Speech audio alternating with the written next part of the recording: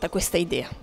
Questa idea è nata dall'esigenza per quanto riguarda la struttura dei ragazzi dell'ANFAS che aveva bisogno di agibilità e non potevano avere per motivi burocratici, e quindi mi sono rivolto al presidente Toti, il quale purtroppo in questo momento abbiamo visto che la regione non aveva grandi disponibilità. Ho parlato col sindaco di Capua e la stessa cosa per quanto riguarda il comune di Chiavari, e allora insieme abbiamo pensato di creare un qualcosa di diverso. Mi sono rivolto anche a Sandro Giacobbe, che si è reso subito disponibile, e abbiamo pensato appunto a una partita del cuore. Qualche nome, qualche anticipazione?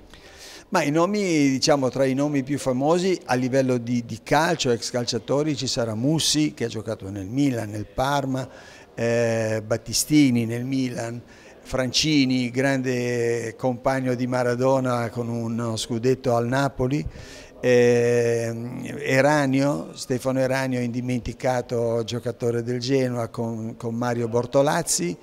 E poi personaggi come Paolo Brosio, come Paolo Conticini, Moreno, e poi c'è Edson che ha vinto Tu sì che vales. Insomma, poi ci sono altri che man mano si stanno aggiungendo, però insomma sarà una bella formazione.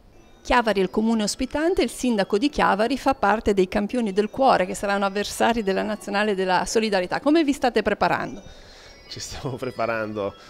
Abbiamo un allenatore di prestigio, abbiamo Gigi Cagni che ha aderito a questa iniziativa, abbiamo sindaci, abbiamo Carlo Bagnasco, Paolo Donadoni, Matteo Viacava di Portofino, abbiamo consiglieri regionali, Vittorio Mazza, il presidente della regione Liguria Giovanni Totti e altre personalità. Ci stiamo preparando in maniera abbastanza blanda. Però lo facciamo con spirito di servizio. Dobbiamo ringraziare anche la Virtus Entella, il presidente della Virtus Entella. Con l'aiuto di tutti otterremo un ottimo risultato.